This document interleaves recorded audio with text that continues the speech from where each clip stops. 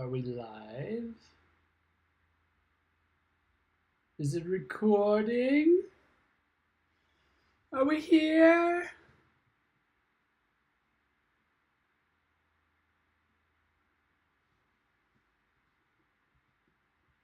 Hey, there we are. Holy shit.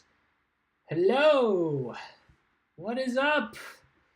Oh my god, look at this. After all this time, he makes a comeback.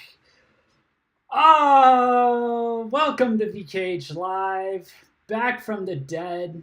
They said it wouldn't happen. They said it wouldn't fucking happen, but you know what? Here we are. Skin of our teeth. What's up, everybody? Oh man, oh man, oh man, oh man, oh man, oh man, man. Okay. I am flying by the seat of my pants like no other, as has been the case for the last like 4 weeks, man. But I'm your host, JD. I go by JD now. I go by Jeff as well. But I was going back through like perpetual streams, and I always trip over my own name. So I'm gonna start just going, "Welcome to VKH Live. I'm JD. With me as always is Winonix. Winon's not here, so you can call me whatever you want. I don't care. But yeah, if you've seen those initials and everything like that, that's part of it. The other part is throwing this scent off the boomer trail. I'm trying to keep a low profile. I was trying to keep a low profile while I was relocating in between jobs, doing a lot of interviewing processes for my day job. I didn't know how things were going to go down. Things have gone down spectacularly. So much has gone on since the last time I was here.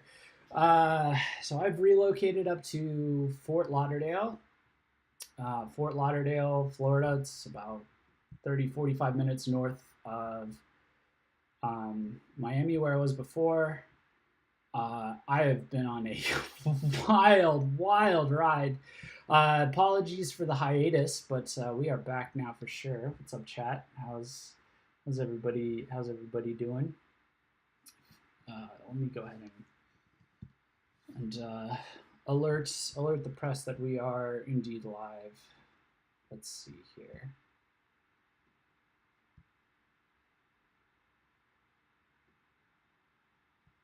Let's get rid of that. Is the microphone still working? Yes. All right. So yes, I'm streaming to you live from the new location, the new studio. Moved in a little while ago. Internet seems to be stable. Everything seems to be stable. So we're back. We're back from the dead. Back from the brink. Oh my god. Oh my god. This has been quite the ride. We have a huge stream planned tonight. I cannot emphasize enough just the massive amount of stuff we have to go over. So basically, this is going to be a March Madness slash St. Patty's Day stream. We missed St. Patrick's Day, but we're gonna just go ahead and go straight for St. Patrick's Day anyway. Every day is St. Patrick's Day, whatever you want to call it here. I didn't get to celebrate St. Patrick's Day, so I'm celebrating it with you guys. Stone sober, but you know, that's fine. That's fine. We will get drunk on Visual K and J-Rock together. It's going to be largely stuff from March, and then I'm going to go back and jump back to February. Since we missed a good part of February. So I am going to be doing basically like little, calling them February flashbacks because I'm all clever like that. Let's see. All right, cool. So we're caught up. Sweet. All right. So yeah, we're gonna go a little bit of March, flashback to February, a little bit of March, flashback to February, and we're just gonna cruise through this stuff, man. All right, so first up, let's go. This was one I was really excited to write an article about. So BaTAAr put out a new music video called Ghost Modernism, and I was very pleasantly surprised at what it was about. The article that I wrote about it is called. By the way, the link to this is the link to all of these articles. There's a link to our March releases overview that I put out today. We will go through and you can go through and any articles that we've got, it'll link you to those, or it'll link you to CD Japan for where to get it if you want to follow along. Otherwise, I'll be bringing stuff up on screen. So anyways, BaTAAr calls out artist demonetization and suppression by technocracy in Ghost Modernism music video. So for those of you who don't know, and I can pull this open actually, I could just start with that. So we covered this way back when we were just doing VKH breakdown. BaTAAr had a series of issues with YouTube where they were a small indie band. You know, this is a video they put out called "We're in Trouble." It's a Patrick vlog.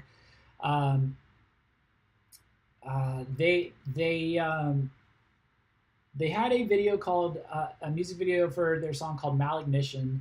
It was kind of Marilyn Manson-esque, kind of like darker, a little bloody, a little partial nudity, like midriffs and, you know, covered breasts and stuff like that.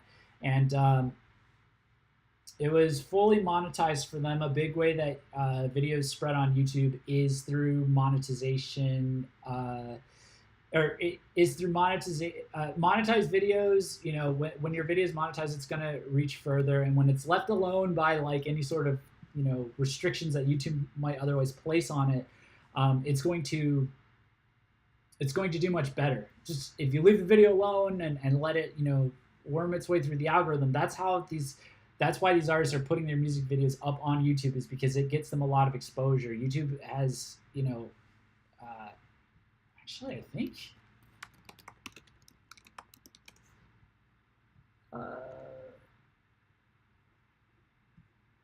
let me see, I can pull it up. YouTube has 1.9 billion active users. It is a lot of people don't think of it as a social network, but it is one of the most one of the largest social networks in reality. People are active in the comment sections. People, you know, especially when you get to medium and, you know, large size channels, obviously, it is a great way to get your content out. You know, if you're an artist or you're marketing anything. So yeah, so that's why artists put videos up on YouTube. Anyways, long story short, the video gained traction. It kind of found its footing and started, you know, like several months after it came out, it just started getting a ton of views. And then it reached a certain point and it got age restricted, which also subsequently demonetized them. So YouTube will put a age restriction on it. It says you have to be 18 years or older to sign in. You have to agree to sign in. A lot of things are disabled. The big killer is that it doesn't show up in recommended videos. So any artists that like they're related to, like if there's a Visual K band that they might be related to, as they're, you know, obviously Visual K inspired, or even just like you know, any kind of metal band, the age restricted videos typically, from what I understand, do not show up in those. So it kills your growth. So it's like their most successful video in its most successful moment, and it got killed from YouTube out of nowhere. And for them, they said it was particularly maddening. Let me see if I can find it.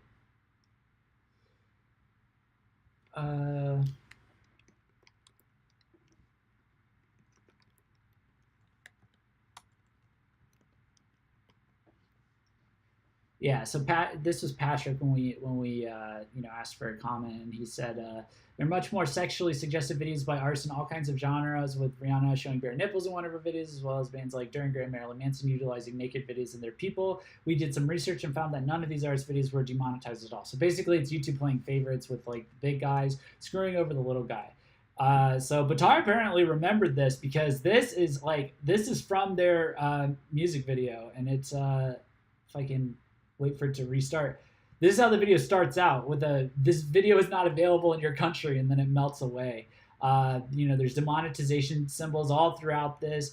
The lyrics are definitely very critical of the kind of online dystopia that a lot of artists are forced into, and this is a real issue. I've talked about it before. I've gone on other streams before. Or I went on another stream when I felt Spotify was getting out of line with how it was regulating artists.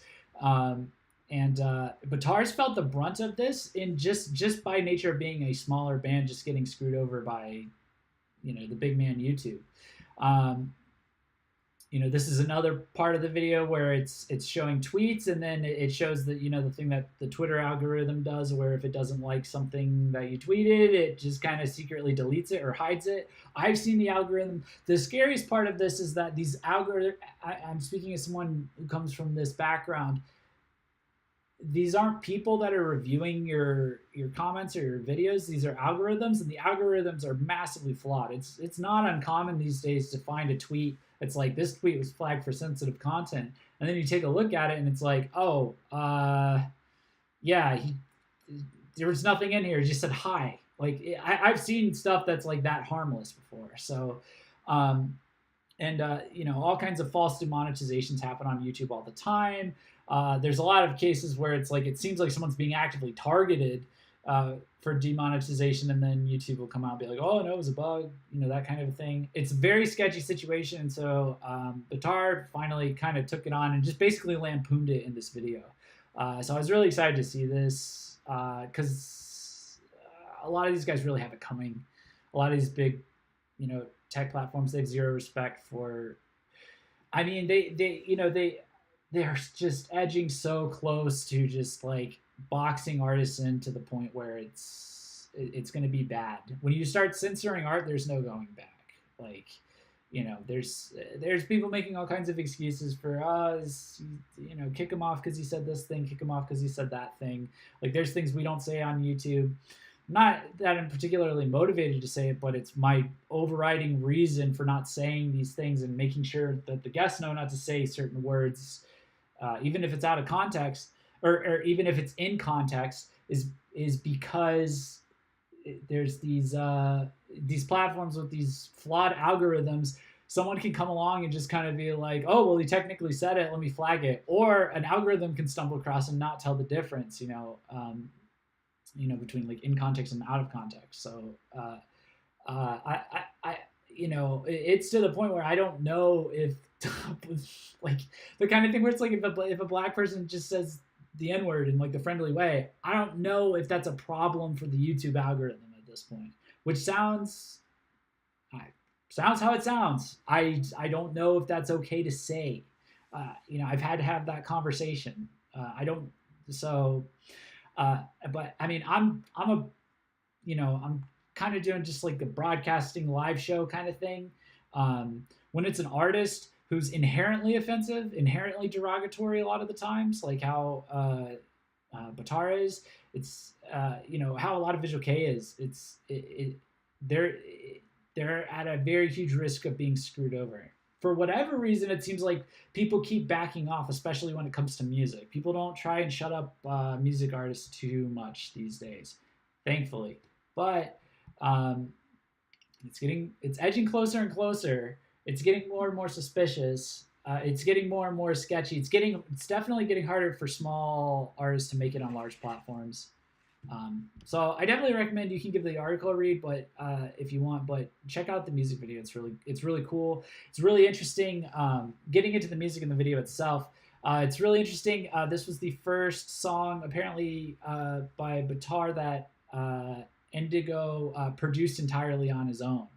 They've worked in the past with a lot of high-profile producers, like including a producer that works with Duran Gray, this one he did all on his own, so you'll have to check it out. He did it behind the scenes on his own personal YouTube channel. Really cool stuff. The visuals are, the sound itself is very interesting. The verse is built around a fast rap, and it's a lot of tech. I was gonna say techno. It's like very as you can tell, the lots of neon colors, lots of digitized zaniness and craziness going on. Very very poignant. I don't know if they would be techno synths, but synths are screaming in the background for sure. It's catchy. Somehow it works. I mean, it works for me. So you guys will have to check it out and let me know what you think for sure. So, but yeah, with so that's BaTAAr in a nutshell, pretty much right now. So that dropped a couple weeks ago while I was gone. Just get the next one queued up here. So yeah, check it out. Let me know what you think. So yeah, like I said, we're gonna run through some of these. So let me see.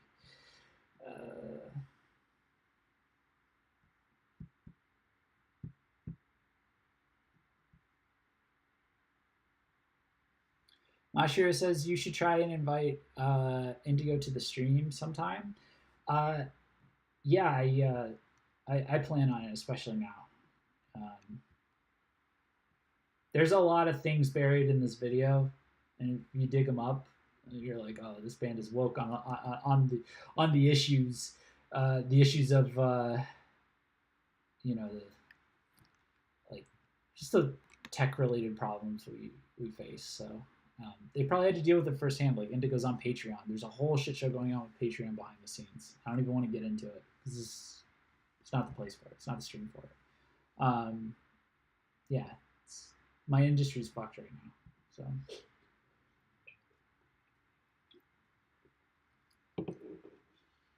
My day job industry, my daylight industry.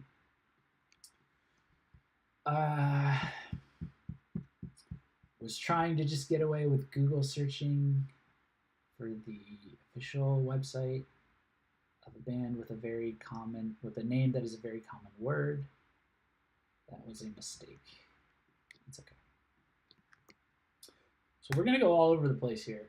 I don't know if I want to show that.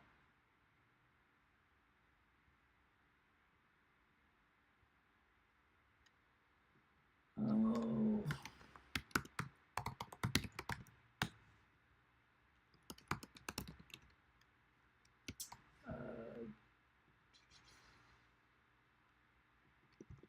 Sorry guys, give me 1 second. When you see who it is, you'll understand why I'm not showing something directly like this second.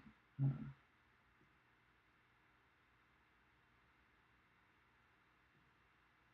this is good.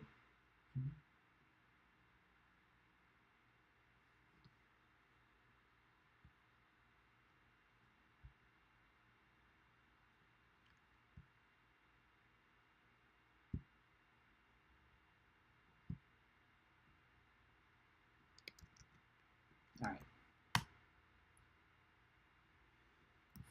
right.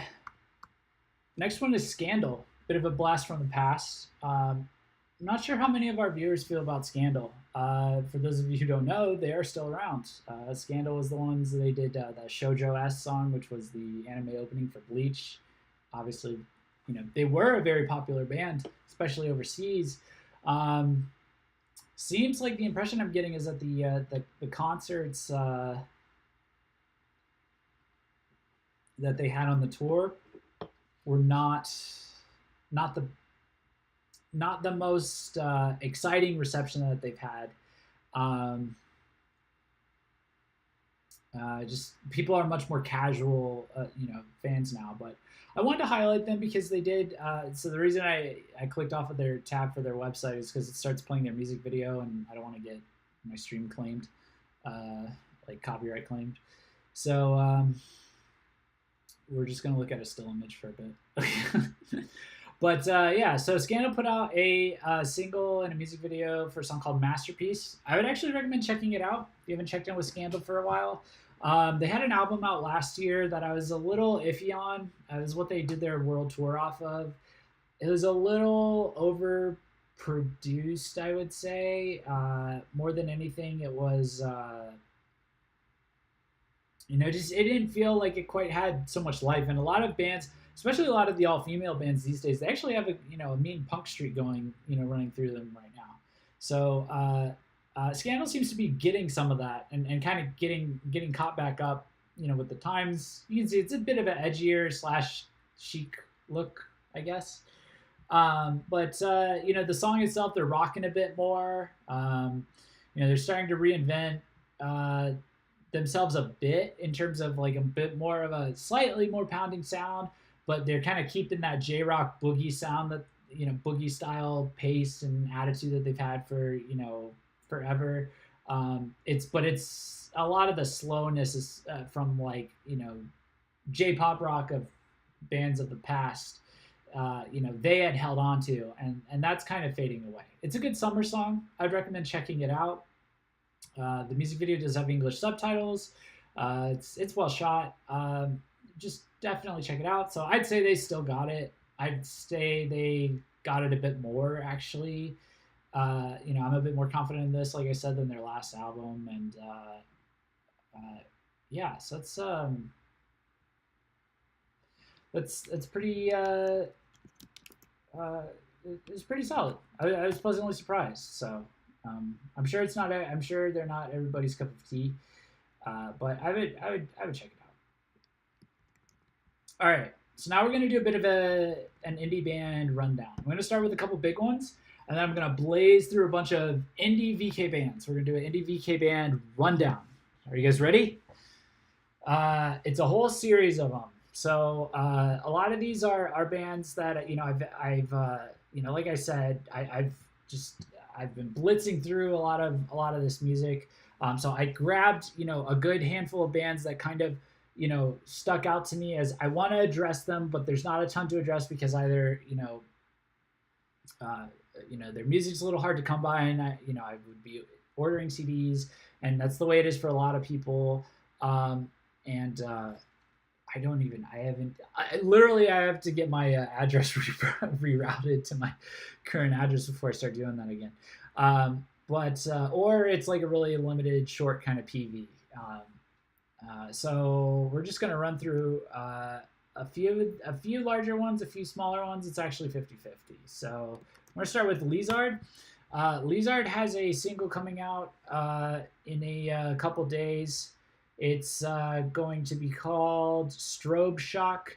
I just want to bring this to people's attention. I don't believe there's actually a PV for this. I don't believe there's actually a PV for this single yet, but I was doing a little bit of review on Lizard, and they're a bit of an underrated band. Like they're an Osharike band whose instrumentation is really on point. It's very catchy, but it's very very lean, very pleasant to listen to. It's a nice rapid pace. I went through the last couple of the PVs for the last couple of releases they put out. They have a couple of PVs that are very well known on YouTube, at least, that have broken like 6 figures.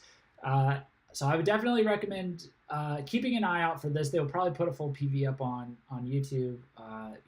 If you like it, maybe check out the getting the CD from CD Japan itself. So yeah, I would definitely recommend that. Let's see. Next one's going to be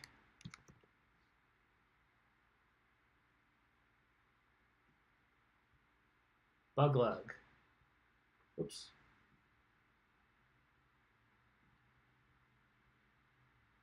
So for some of these, I'll be using OHPs, in photos and stuff for context. Others, I've got articles for them. I have articles for.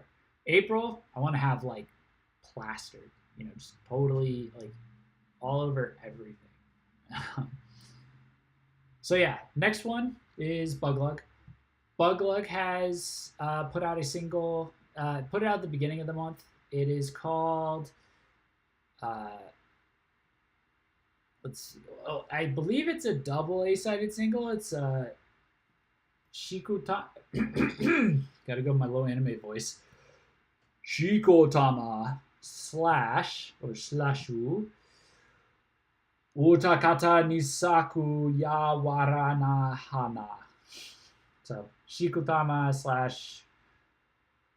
Utakata ni saku yawarana hana. Sorry, guys. I'm always going to be horrible. I'm going to be horrible at Japanese until I start aggressively learning it. Like, I need to move over there. Oh, God. Oh, God.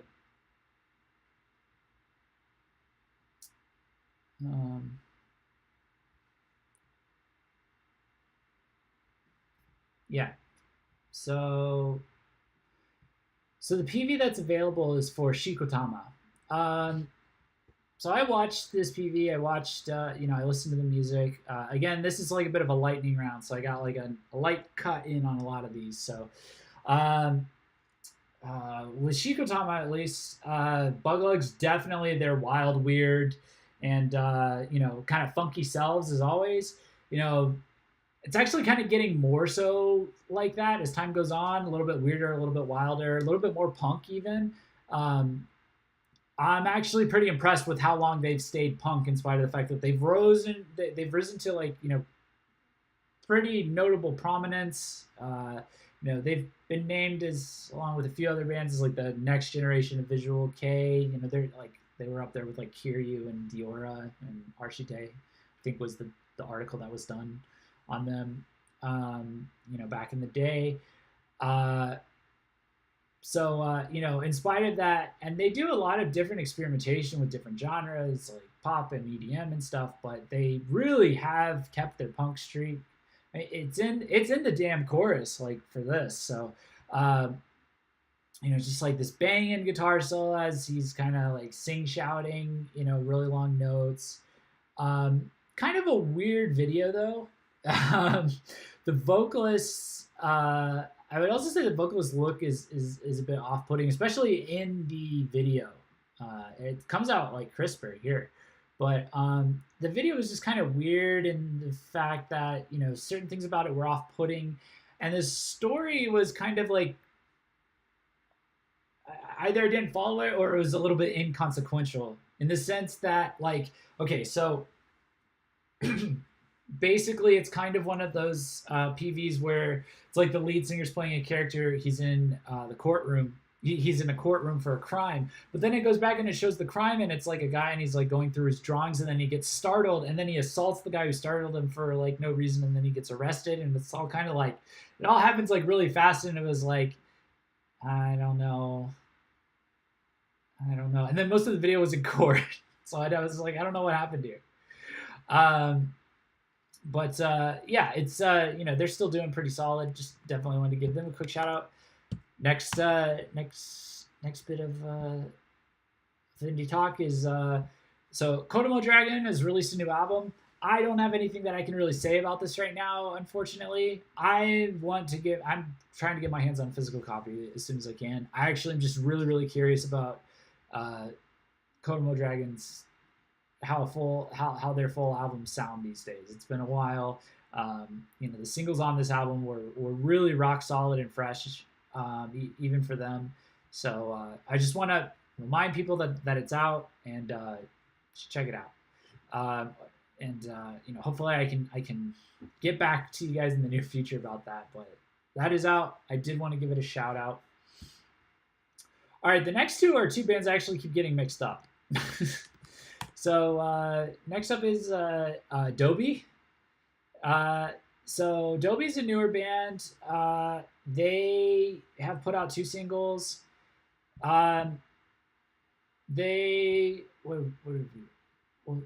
see, what'd you write here? Another newcomer to the scene. Dobi quickly established themselves as one of the bands in the visual case scene who are going to go down a very dark route with their debut single, Addiction.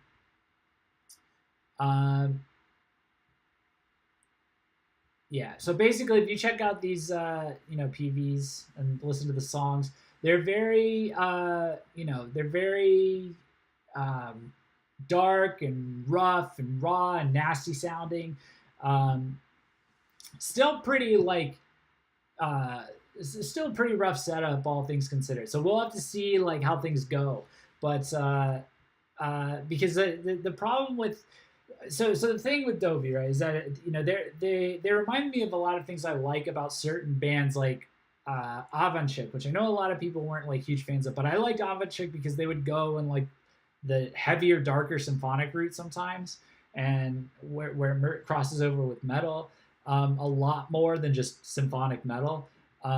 And Adobe goes way over there and gets like pretty vicious and stuff, but it's a lot of it is like a lot of like iriguro and metalcore guilty pleasure sounds. It's like it's kind of an easy series of sounds to throw together. You can kind of fool people in the beginning. I'm not saying that they're fooling people, but I'm saying Vexant fooled me with their first single, you know. So, yeah, like the problem with bands like these, when they're rough and raw and they're playing it fast and loose, and it's like they're making like a wild impression and everything, is these bands, like historically, at least from what I've seen, have a really high disband rate, and I'm talking like an early disband rate. I'm just saying, just gotta throw it out there. Want to set your expectations, you know, like just we'll see how it goes, but you know, it's fun. It's fun. It's definitely enjoyable. I quite, you know, I definitely enjoy it, but it's just I'm not entirely sure how invested I should get. I'm not sure if I should stick around. You know, how long they're going to stick around. But yeah, so that's Adobe, and then the other band is Verxina. Verxina.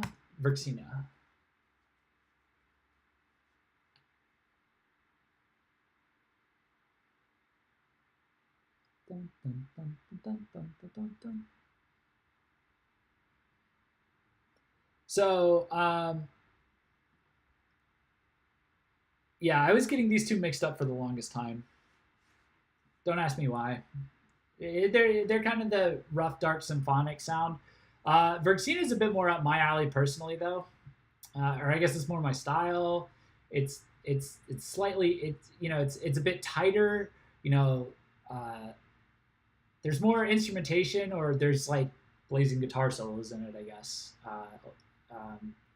Still a lot of screaming, still a lot of craziness going on, but the sound is a bit tighter. The composition seems a bit tighter than like say Adobe. So it's a little bit. I think I have a slight preference towards Verxina at this point. And when they do like weird, crazy like stuff, like they make like a hard left, and you're like, whoa, what is that? It's much more tastefully done, and it's much more like unpredictable and artistic. Like, ooh, that was interesting, you know.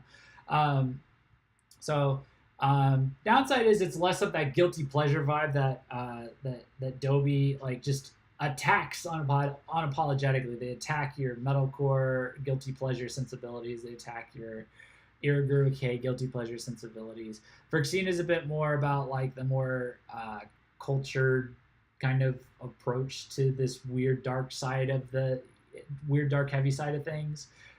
It's like a subtle difference, but it's enough for me to at least I would want to check out the album from them. I would be curious to see like how it sounds. Compared to Dobie, like I believe they've only got 2 singles out, but if they had an album out, I'm not completely sold on it. You know, the PV tracks are a little bit amusing, but Verxina I would have like a slight nod towards.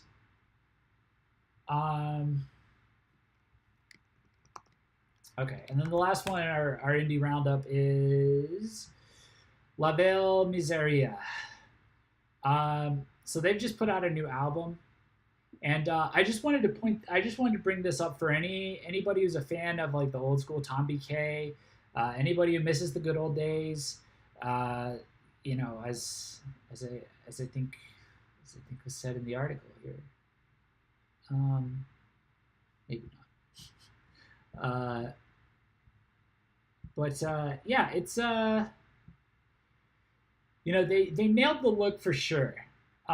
This is just not for me. It's not even.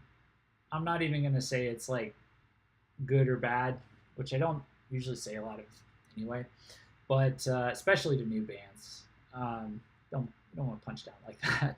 Give these guys give the guys a break or whatever. But really not my thing. At least I was on board with like the more vicious kind of punk style guitar riffs and the growling and everything. I'm down with that. But when you get to those those strained, clean '90s vocals. It is I cringe. I can't help but cringe. It just sounds super bad to me. So this is either going to be way up a certain person's alley or way not your thing. I'm notorious. I think I've said it multiple times that I'm all about looking ahead, looking forward. The old trends is hit or miss. You know, not 90s VK was great, but you can only remix the same three bands like so many times. That's mean. I shouldn't say that. But if you are into Tom VK, I am just teasing, and you should check this band out. So definitely got a lot of interest. So there are a lot of people out there that are interested in them. So this concludes my indie band roundup. I hope you enjoyed that little intermission while we, before we go on to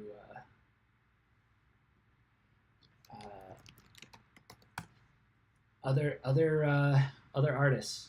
Everything is a roundup, but that was like a roundup inside of a roundup, so that works. That's a bunch of those 3 indie bands, 3 baby bands, and yeah. So now we're gonna move on to HYDE. HYDE has put out a single called Mad Qualia, and he put it out in collaboration with the Devil May Cry game that just came out on PS4, and that's the only system I was paying attention to because it's the one I have. This is just my excuse to talk about Devil May Cry, if I'm being completely honest. I'm going to play the hell out of that game when I get my hands on it, so it looks awesome. The PV for this, I would recommend checking it out. There's a full version, and then there's a short version that the full version is just HYDE and his band playing, and then the short version is it's edited together with clips from the game. It's quite striking. I'm not sure how obvious it is here, but smeary face paint aside, HYDE pulls off the Dante look quite well in the video. When he's moving, when he's in motion and his hair's flying, it's just his angles. Homeboy's got his angles on fleek, or however you say, and yeah, he's quite solid. It's a solid song. Not my favorite, but it was perfect for Devil May Cry. I think my favorite is still going to be Fake Divine. Fake Divine was a very, very solid song. So yeah, that's HYDE. Really excited about him coming to Rockville and Jacksonville, which is a bus ride away. A many-hour bus ride away, since I'm at the south of the state, and Jacksonville's at the top of the state. But excited to, I'm gonna do my best to get up there and see him, because he's really bloomed into something else. And also, I really, really, really, really, really want to play Devil May Cry. I really want to play Devil May Cry. It's my reward for when I get fully caught up with a bunch of different things that I have to do. I got mostly moved in. The mess over there, but I got mostly moved in. I'm getting a lot of the site caught up. Have some other things that I have to do. Have some other errands I have to run. Basically, just after next week, I'm gonna get Devil May Cry, and then I'm probably gonna live stream it or something. I don't know. Like personal channel. I don't know. I just want Devil May Cry. That's all I know. And also, HYDE is still rock solid. All right, next up.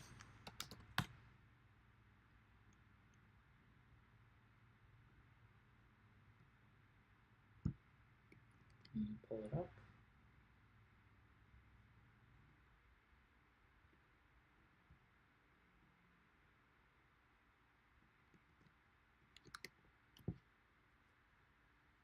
Mook, we're doing Flashback February. So this was my pick for album of February. It was rock solid. It was fantastic album. Okay, I don't say this very often.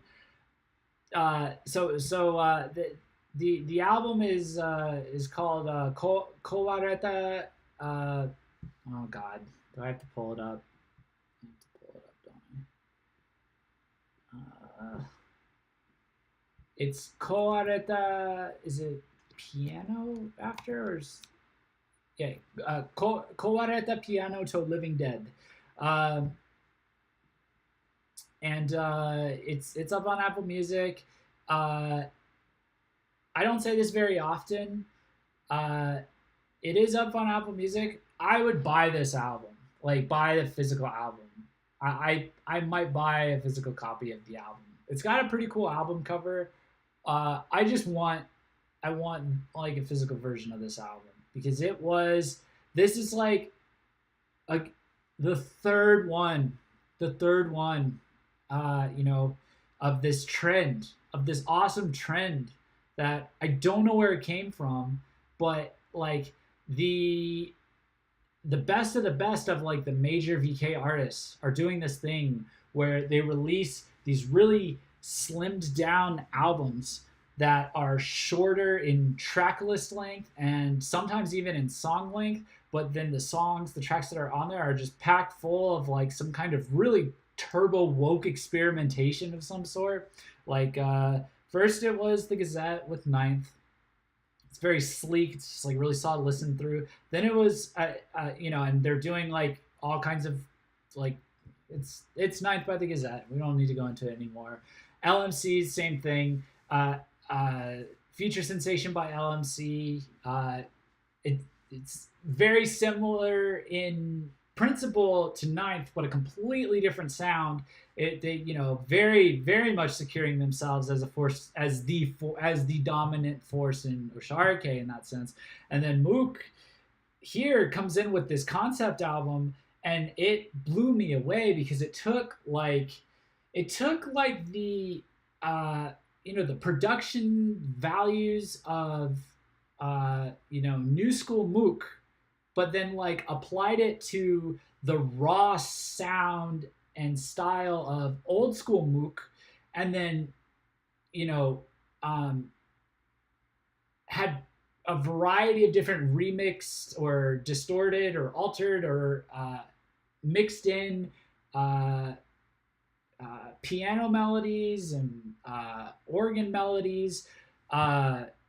It was excellent. I heard everything in there that was like I was getting vibes. It was throwing me back to stuff like Libra. It was throwing me back to stuff like Fuzz. It was you know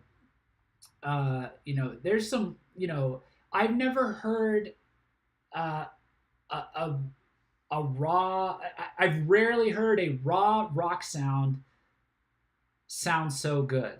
Good raw music is so hard to find, but it is so good. Good raw music, like that raw vibe that's somehow been magically, you know, produced in a sound way that I will never know or understand to sound fresh and clean in even half decent earbuds in spite of the fact that it's meant to sound raw, but not be overproduced at the same time. Good raw music feels better than any chemical I've ever put in my body.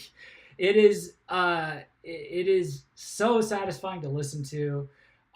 You know, I had this album like just going through like all kinds of crazy stuff like over the last several weeks, you know, flying out to Wisconsin, freezing half to death, stumbling through the airport, like trying to figure out like, oh my God, Florida kid in snow, you know, stressing out over relocating to the new city after that, trying to get an apartment. And I would have, you know, the raw, heavier tracks, you know, to like let me get it out. I would have like the more chill songs, jazzy, chill ballad song, like what was it, Vampire? That's a great song to just kind of soothe me out. And then the ending track is Living Dead, and that just that whole track is just a massive emotional like gut punch. I'm hitting my heart, but like gut punch, man. solid work by Mook. I strongly recommend you guys check out that album. It's very lean. That's what I like about these. Is you can like pitch this album to like a friend, man. Like you can show it off to them, and uh, you know, sometimes people will consume it in one sitting. So definitely recommend Kowareta to Piano or definitely recommend Kowareta Piano to Living Dead by Mook. So that's my flashback to February from Mook, man. Man, that was some solid stuff. I gotta say.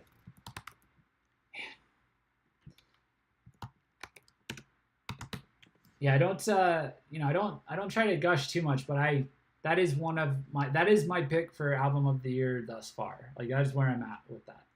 So, um, yeah, I Mook is back better than ever. I you know this always happens with me and Mook. It's like one minute I'm like, well, this album's not quite up my alley, but I can tell I can tell it's good. It's just not my thing. And then they'll do like a couple albums that just blow my mind, and then the thing will repeat. And then this came out of nowhere and hit me harder than I ever remember any of these hitting me. So, yeah, there you go. Uh, good stuff. Good stuff. Check out Kowara da Piano to Living Dead by Mook for sure. Ringing endorsement. Okay. Now we have Kiryu. So I've heard some interesting takes on Kiryu lately, because Kiryu is really revved up. So Kiryu put out a new single already called Senko. I think I saw like a post somewhere. It was like what was it? It was like what did it say? It was like because they announced it in like January or February, or no, they announced it in December, and they were like, um, uh, it was like announcement. Kiryu has has a new single released, and it's like, didn't they? And then someone replied like, didn't they literally just put out an album literally last month? And then someone replied to that like, yes, time for a new single. And that's pretty much the cycle that Kiryu's on right now. The single itself is kind of take it or leave it. Kiryu's kind of known for having like these take it or leave it, very mainstream friendly singles that come out after, right after an album. It is what it is. They've been doing this for years. It was Tomoshibi, which ended up on their Kyoka Sugetsu album, which was like the one where they like really kind of embraced the more lighter side in addition to their horror rock side. And then Amaterasu ended up on the next album, which was batshit insane. And then I think it was called like I think it's called Gekijabin. See, that's how you know like I'm pretty big on Kiryu, is I've memorized the Japanese names to the point where I can confidently pronounce them on my own. Yeah, it's pretty impressive. For me, at least. So that's something. That's something. But so this is right in line with that.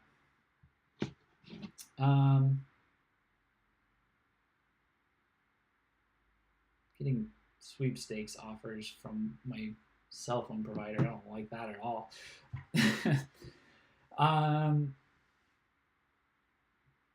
But yeah, Kiryu. So, Senko, it sounded like, some people were kind of feeling like they've run their core, like they've, that they're working themselves too hard, they're running themselves too rugged or too ragged.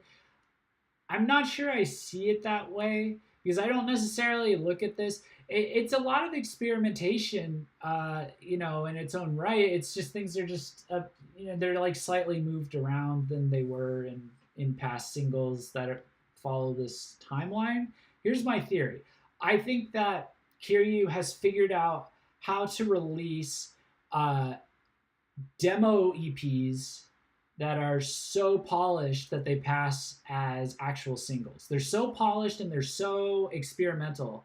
They're highly experimental, and they've been highly experimental for so long, they have a good production cycle clearly in order to crank this stuff out. That what would otherwise be a demo, like a demo that they put out, like Mook put out demos like over the summer, and that's a major band.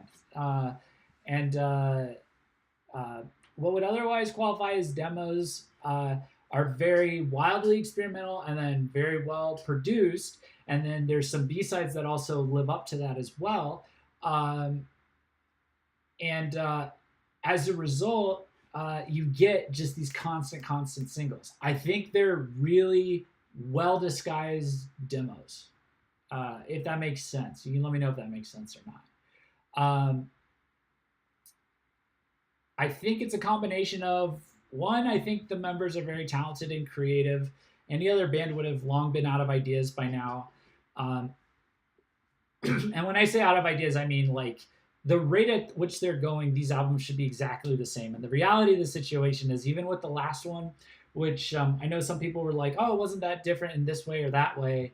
One, it was coming off of like a crazy, insane album that was wildly different. But two, it did come out as striking its own kind of, hitting its own kind of mark, its own niche. Will they be able to do it again? We'll have to see. There's only, I don't know how many times they can go around the merry-go-round, but they've been pretty damn good at it so far, quite frankly. So so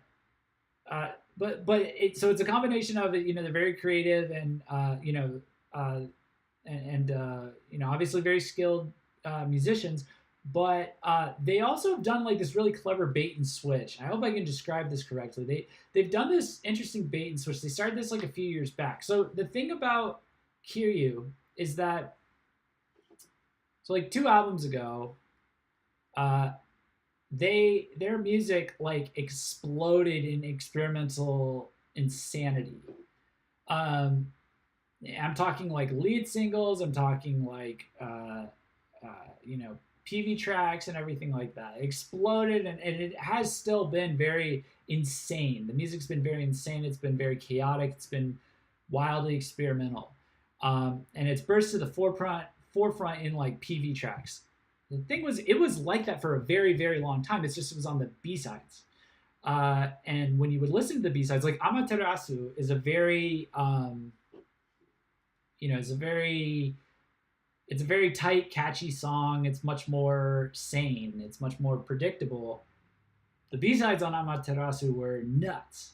And then it escalated from there. But a lot of the B-sides have been, or non-PV tracks have been like this insane kind of thing. So they did this weird bait and switch where now everything is crazy, and now they either lean into the craziness, they either lean out a little bit, but it's never fully gone now. And so as a result, it's like you're just hit with this whirlwind of, crazy experimentation.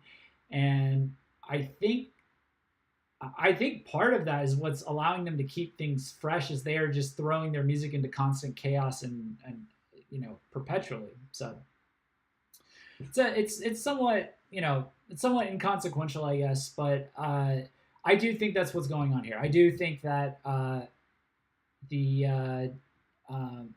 that they have found a way to turn what would otherwise be demos into fully functioning singles.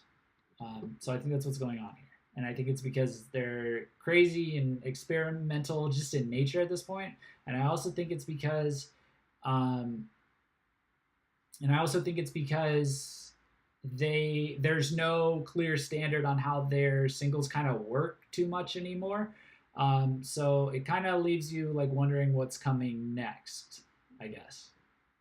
So hopefully that makes sense. But yeah, I think that something in there is like the secret sauce for how Kiryu, of all the BP bands, has been able to, overall their music has really survived like the intense like cycle of music that they've been churning out. So it hasn't felt like churn, at least to someone like me. I quite enjoy Kiryu a lot, actually.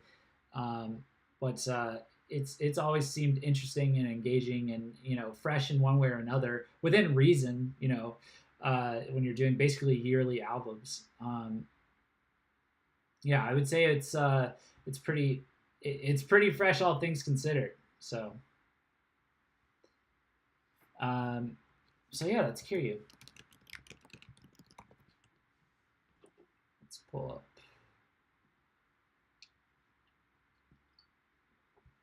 Let's pull up the next one. All right, next up we got Man with a Mission.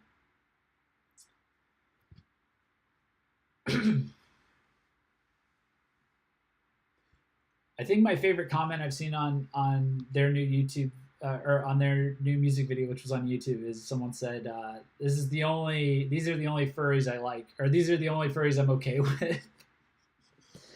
That got me pretty good. But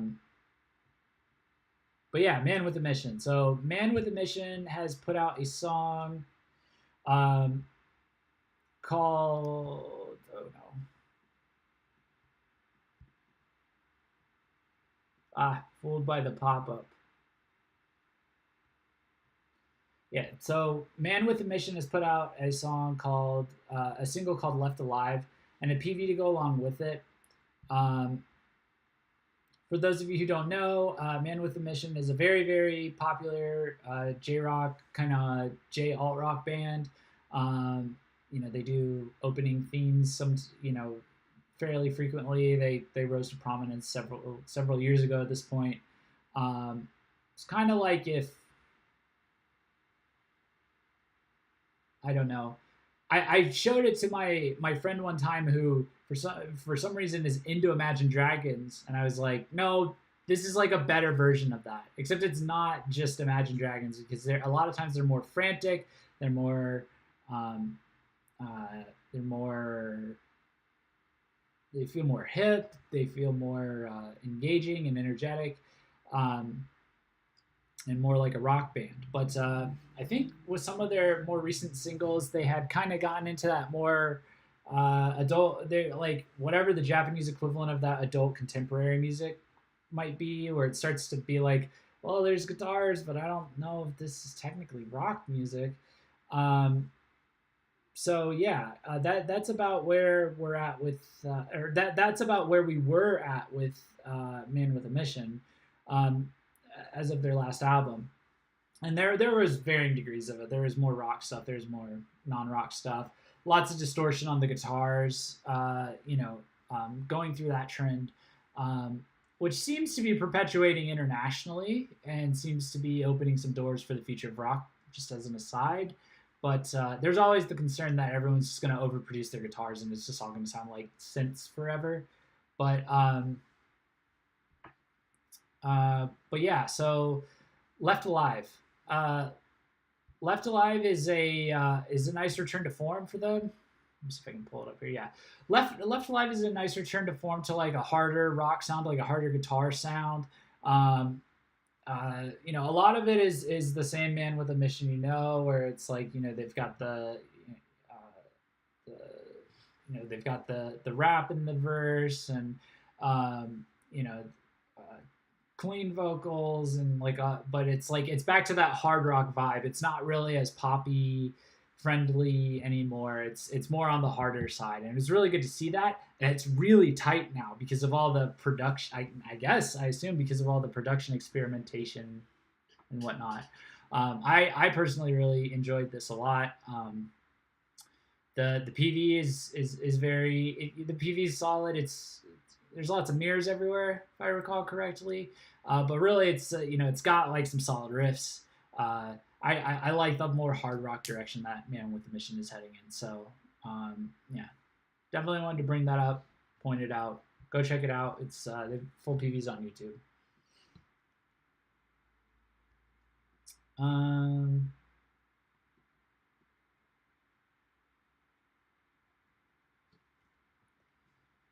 Okay.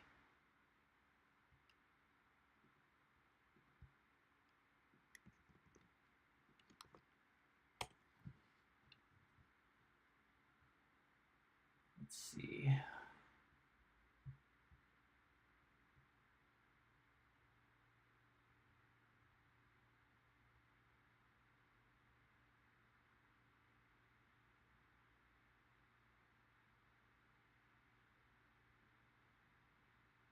All right. Now we get to Kizu. So Kizu gets even darker for their sixth single.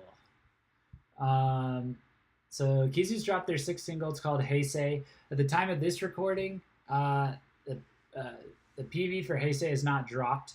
I'm personally kind of just, I mean, I've talked about Kizu.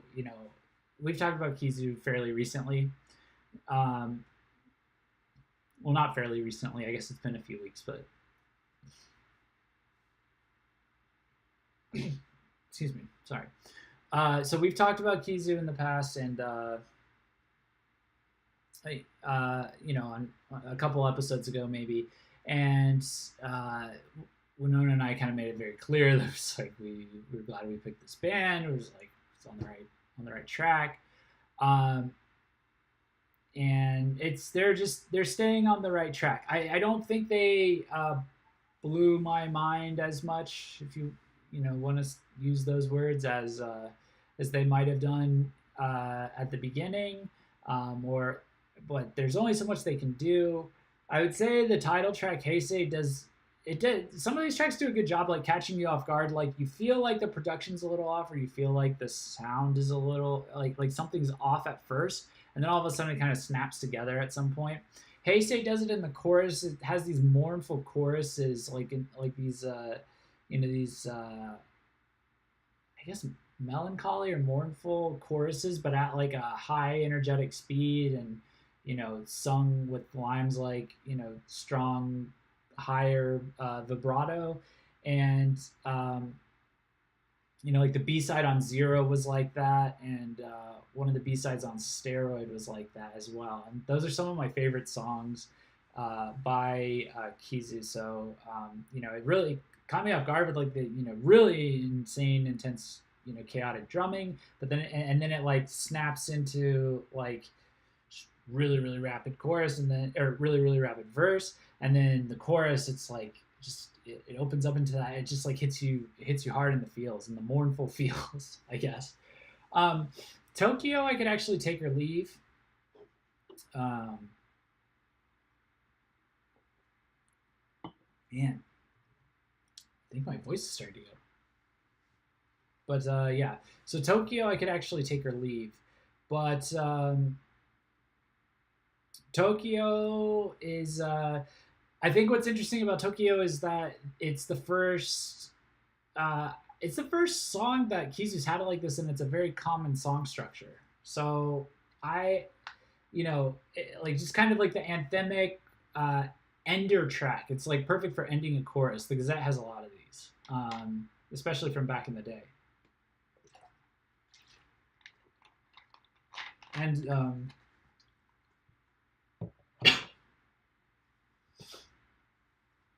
yeah, the Gazette has a lot of these from back in the day.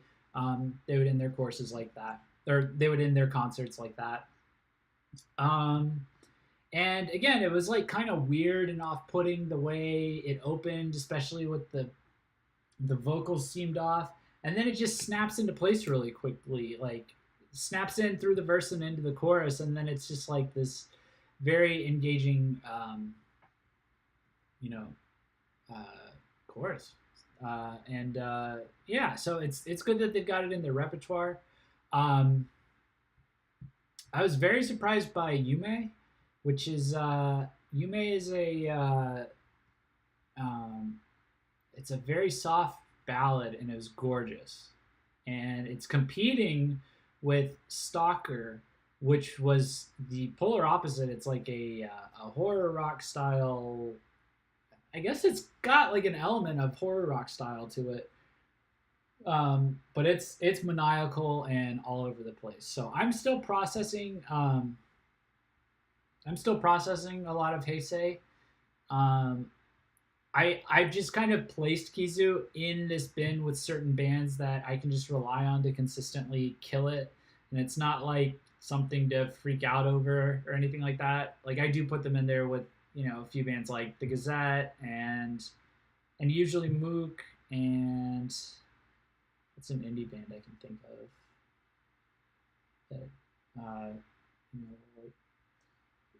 that Zaza from like 2018 on. um, or even like late 2017 on.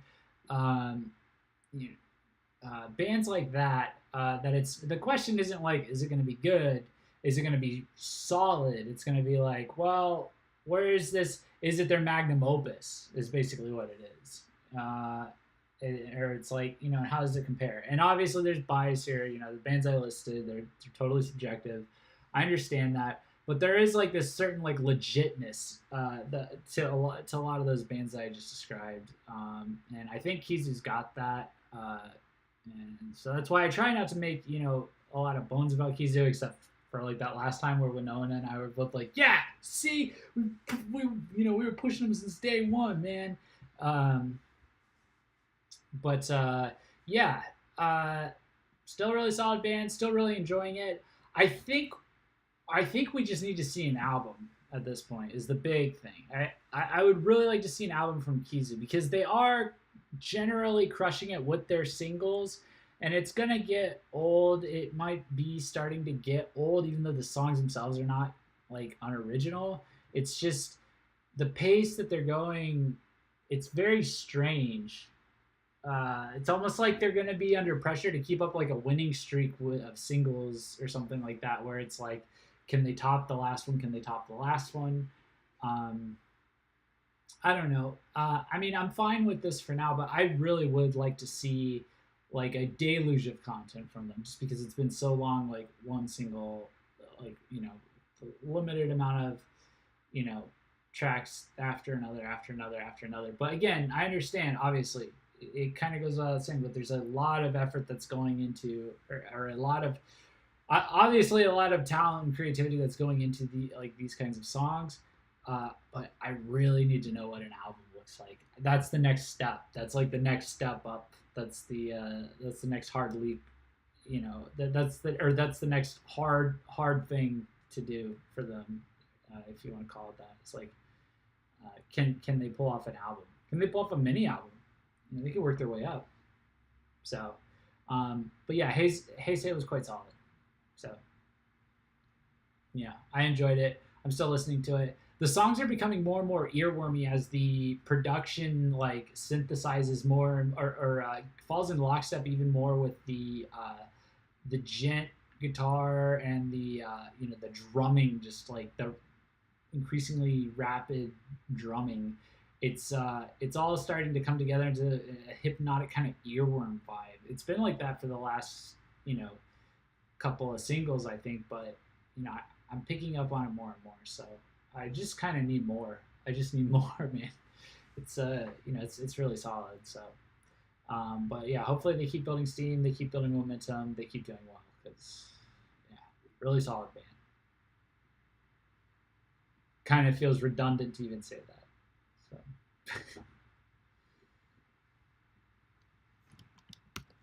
So. Let's see.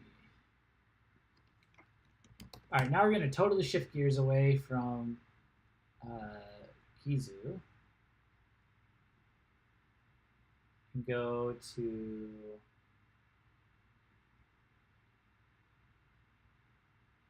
very different kind of band.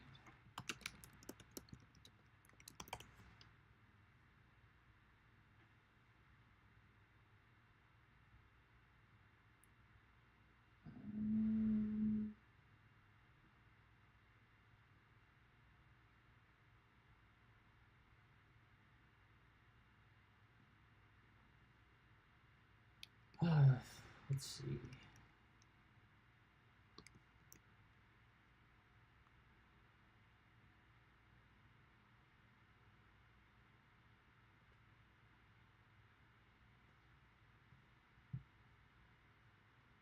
Sleepyhead. So Sleepyhead has put out a EP titled Meltbeat.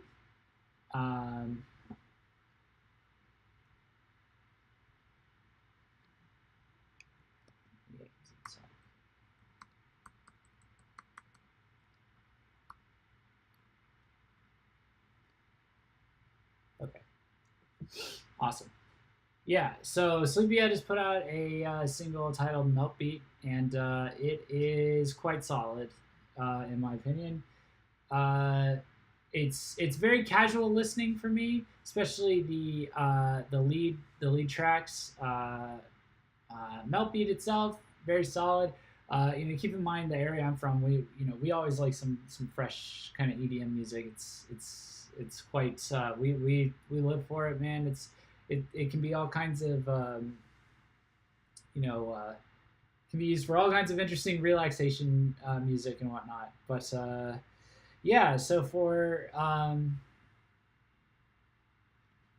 uh, so for let's see.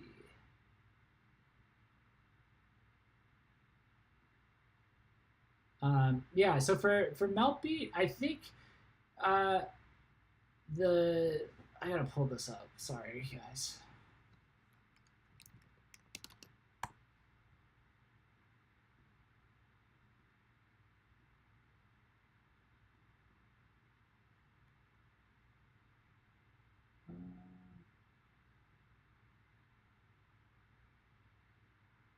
So Heartbreaker, I was okay on. I really liked uh, Akubi Girl. Like that. That's a rock solid song. That's the kind of song. That's like a song.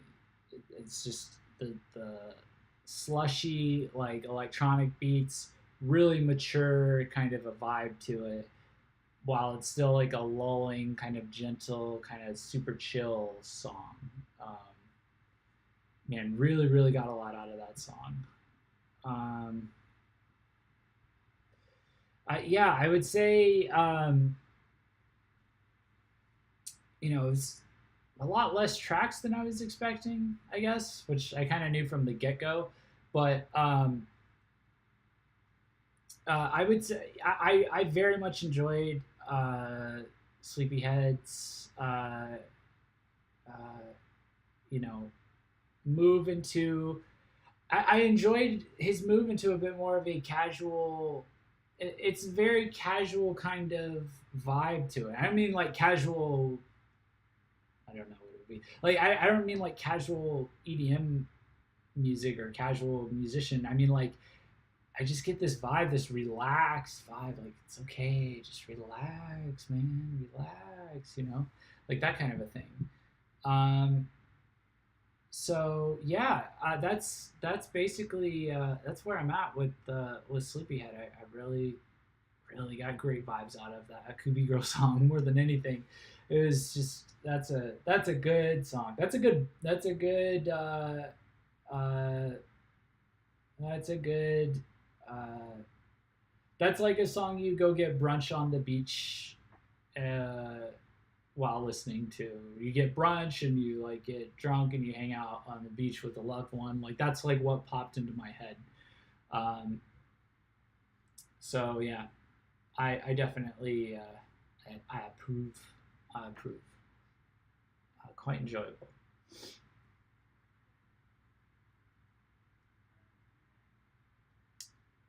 Um, let's see.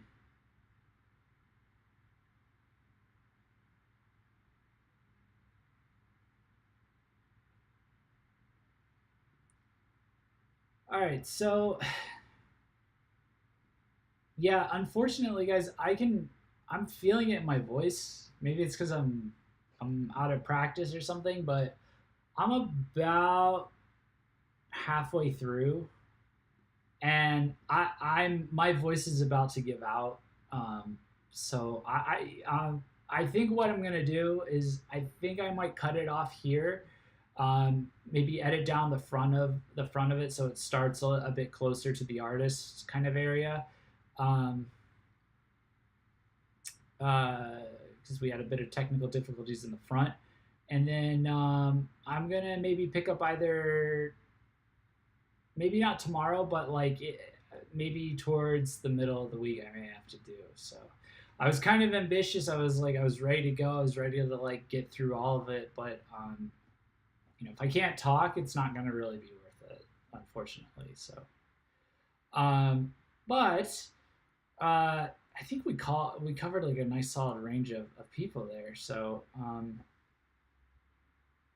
we can do it. We can do it again, maybe on maybe shoot for Wednesday. I've got everything prepped. Crash tested it today, of course.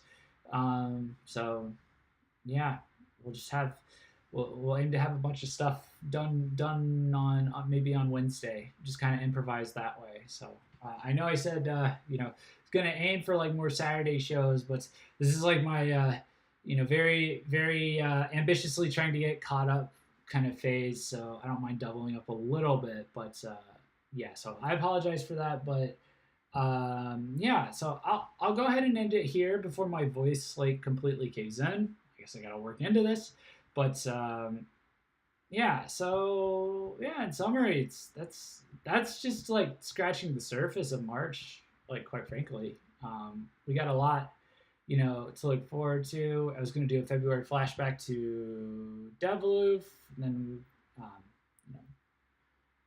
but a bunch of other stuff. Muno no Lucid, Sekai no Owari, which maybe some of you haven't heard in a while. Got a big update for you on those guys. Zaza, Matsuno Opera, another flashback. Rave, Razor, Overworld, the Punch Bands, Slacko, Diora, and I even have some that are left out that I left out that I might be able to include as well. So we'll go ahead and we'll call it here just because I don't want to like kill my voice right before the week starts, and I can definitely come back and do like Saint. St. Patty's K2 Electric Boogaloo or Electric Boogaloo for sure. So, yeah, I'll go ahead and do that. So, but yeah, thanks a bunch, guys, for watching. Appreciate y'all, and I will see you in the near future. So we will get through all this. We will get through all of this eventually. So, talk to you later. Peace out.